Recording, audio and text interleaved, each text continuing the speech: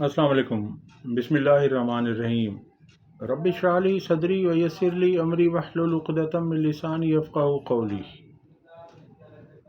حکومت رٹ لگا کر سب کو بتا رہی ہے، چیخ چیخ کر بتا رہی ہے، اور قانون بھی بنائے جا رہے ہیں، پیکا ایکٹ بنایا گیا ہے، اور یہ فیک نیوز کو کاؤنٹر کرنے کے لیے بنایا گیا ہے، فیک نیوز پھیلانے والوں کے خلاف بنایا گیا ہے، اور اتنے زیادہ اختیارات قانون نافذ کرنے والے اداروں کے افسران کے حوالے کر دیے گئے ہیں کہ وہ جنہیں چاہیں اٹھا لیں، جتنا چاہیں ان پر جرمانہ کروا دیں، اور جب تک چاہیں انہیں جیل میں رکھیں۔ کم سے کم اس میں 3 سال کی سزا ہے۔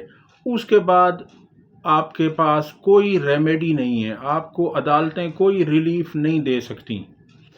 اور کہنا ان کا یہ ہے کہ ہر وہ نیوز فیک نیوز ہے، ہر وہ خبر جعلی خبر ہے جو حکومت کے حق میں نہ ہو، ہر وہ خبر جو حکومت کے خلاف ہو، حکومت کی جس میں تعریف نہ کی جا رہی ہو، وہ فیک نیوز کہلائے گی۔ اب اس کے متعلق وہ صحافی بھی بول پڑے ہیں، اور صحافیوں کی تنظیموں نے اسے کالا قانون قرار دیا ہے۔ کل قومی اسمبلی سے اسے قانون کا درجہ دے دیا گیا ہے۔ اب نجم سیٹھی جو حکومت اور اسٹیبلشمنٹ کے نہایت قریب ہیں، وہ کہتے ہیں کہ پیکا ترمیمی ایکٹ کو زباں بندی کا قانون قرار دیا ہے انہوں نے۔ اور دوسری جو فیک نیوز ہے، اب خواجہ آصف نے پریس کانفرنس کرتے ہوئے کہا کہ پاکستان کا پیسہ ملک ریاض کو دے دیا گیا، پاکستان کا پیسہ سپریم کورٹ کے اکاؤنٹ میں ڈال دیا گیا۔ یہ وہ کہہ رہے ہیں، کیا یہ فیک نیوز نہیں ہے؟ آپ ایک تو یہ پڑھے لکھے نہیں ہیں، دوسرا یہ کوشش بھی نہیں کرتے پڑھنے کی۔ اب اگر یہ برطانوی ہائی کورٹ کے فیصلے کو پڑھ کر دیکھیں تو اس میں واضح طور پر لکھا ہوا ہے کہ یہ پیسہ سپریم کورٹ کے اکاؤنٹ میں ملک ریاض نے جمع کروانا ہے۔ جرمانے کی مد میں جو سپریم کورٹ نے ملک ریاض پر 460 ارب روپے کا جرمانہ عائد کیا تھا، اس جرمانے کی مد میں یہ رقم برطانیہ سے جائے گی۔ اب یہ ان کو یا تو پتہ نہیں ہے، یا یہ سمجھنا نہیں چاہتے، یا یہ سیاسی پوائنٹ اسکورنگ کر رہے ہیں۔ اب یہ بھی تو فیک نیوز ہے۔ کیا اس کے اوپر حکومت پر بھی کوئی کارروائی ہوگی، یا حکومت جو چاہے بولتی رہے، جس چیز کو چاہے ٹویسٹ کر دے، جس خبر کو ٹویسٹ کر دے، موڑ دے، توڑ مروڑ کر لے، تو اس سے کوئی پوچھنے والا نہیں ہے؟ یہ کیا کرائیٹیریا ہے، کیا اصول ہے کہ کون سی خبر فیک ہوگی، کون سی خبر جعلی ہوگی، اور کون سی خبر ٹھیک ہوگی؟ اب اس سے متعلق نجم سیٹھی خود کہہ رہے ہیں کہ برطانوی عدالت کے فیصلے میں یہ بات لکھی ہوئی ہے کہ سیٹلمنٹ رقم پاکستانی سپریم کورٹ کے اکاؤنٹ میں جائے گی۔ نجم سیٹھی نے اس کی تصدیق کر دی۔ یہ سنیے کیا کہہ رہے ہیں وہ۔ اپیل مسترد ہو گئی، انہوں نے پھر اپیل کی اگینسٹ دی اپیل، وہ بھی مسترد ہو گئی۔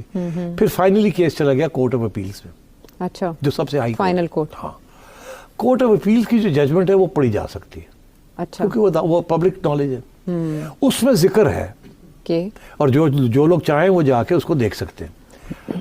اس میں یہ ذکر ہے اس چیز کا کہ جو سیٹلمنٹ اگریمنٹ ہے اس کے اندر لکھا ہوا ہے کہ یہ سپریم کورٹ کے اکاؤنٹ میں پیسے جائیں گے۔ جی، اب وہ خود کہہ رہے ہیں جو حکومت کے نواز شریف کے نہایت قریب ہیں، وہ کہتے ہیں کہ پیکا ترمیمی ایکٹ زباں بندی کا قانون ہے، آزاد صحافیوں کے بہت خدشات ہیں، کم از کم ہماری پروٹیکشن تو ہونی چاہیے۔ حکومت کے ہاتھ میں بہت خطرناک ہتھیار آ جائے گا، جو فیک نیوز والے پھنسیں گے، اور وہ بھی جو سچی خبر دیتے ہیں وہ بھی پھنسیں گے، لیکن حکومت کو یہ پسند نہیں ہے۔ جو قانون بنایا جا رہا ہے وہ صحافیوں کی زباں بندی ہے۔ بے شک کوئی سچی خبر بھی ہے، لیکن اگر حکومت اور فوج کو پسند نہیں ہے تو وہ آپ کو جیل میں ڈال دیں گے، ایسا کہنا ہے نجم سیٹھی کا۔ اب آپ دیکھ لیجئے کہ یہ اس طرح سے جو کارروائیاں ڈالی جا رہی ہیں تو اس سے پتہ نہیں یہ حکومت کون سا مقصد حاصل کرنا چاہتی ہے۔ پشاور ہائی کورٹ کا الیکشن کمیشن کو 60 روز میں خیبر پختونخوا میں سینٹ انتخابات سے متعلق فیصلہ کرنے کا حکم دے دیا گیا ہے۔ سینیٹر اعجاز چودھری کے پروڈکشن آرڈر پر عمل درآمد نہ ہونے پر چیئرمین سینیٹ یوسف رضا گیلانی کا احتجاجاً سینیٹ اجلاس کی صدارت نہ کرنے کا فیصلہ۔ گیلانی صاحب، ایک اجلاس کی صدارت نہ کرنے سے کوئی فرق نہیں پڑتا، آپ کو چاہیے تھا کہ آپ استعفیٰ دے دیتے، آپ احتجاجاً استعفیٰ دیتے، کیونکہ جب آپ کے احکامات کو ایک جیل کا سپرنٹینڈنٹ اپنے جوتے کی نوک پر رکھتا ہے تو آپ کو ایسے ایوان کا چیئرمین ہونے کا کوئی فائدہ نہیں ہے۔ اگلی خبر یہ ہے کہ امریکی صدر ڈونلڈ ٹرمپ کو پہلا جھٹکا لگ گیا ہے۔ پہلا جھٹکا یہ لگا ہے کہ شہریت کے پیدائشی حق کو منسوخ کرنے سے متعلق حکم نامہ عارضی طور پر معطل کر دیا گیا۔ واضح رہے کہ گزشتہ دن ڈونلڈ ٹرمپ نے اپنے ایگزیکٹو آرڈر کے ذریعے یہ حکم جاری کیا تھا کہ جن لوگوں کے بچے یہاں پیدا ہوتے ہیں اور انہیں پھر وہاں کی نیشنلٹی مل جاتی ہے تو اس حق کو انہوں نے منسوخ کیا تھا، مگر ان کے اس حکم کو عارضی طور پر معطل کر دیا گیا ہے۔ پارلیمنٹ کا مشترکہ اجلاس ہوا اور اس موقع پر پاکستان تحریک انصاف کا قومی اسمبلی کے اندر اور باہر شدید احتجاج، دہشت گرد حکومت نامنظور، بدمعاش حکومت نامنظور، گو شہباز گو کے نعرے لگ گئے۔ اگلی خبر آپ سے شیئر کرتے ہیں، اور ڈاکٹر عافیہ صدیقی کی اپیل مسترد کر دی گئی ہے۔ امریکہ میں امریکی صدر کے سامنے اس اپیل کو رکھا گیا تھا مگر وہ اپیل مسترد کر دی گئی ہے۔ اسلام آباد ہائی کورٹ کو اس سے آگاہ کر دیا گیا ہے۔ جسٹس اعجاز اسحاق نے ریمارکس دیے کہ امریکہ ہمیں ہماری اوقات دکھا رہا ہے۔ ملک میں کل ووٹرز کتنے ہیں؟ ملک میں مرد ووٹرز کی شرح 53.72 اور خواتین ووٹرز کی شرح 46.2% ہو گئی ہے۔ الیکشن کمیشن نے تفصیلات جاری کر دیں، یعنی مرد ووٹرز جو ہے وہ خواتین ووٹر سے تقریباً 7% زیادہ ہیں۔ اگلی خبر آپ سے شیئر کرتے ہیں، اور وہ خبر یہ ہے کہ این سی اے نے ملک ریاض کا معاہدہ خفیہ کیوں رکھا؟ مطیع اللہ جان کی وضاحت۔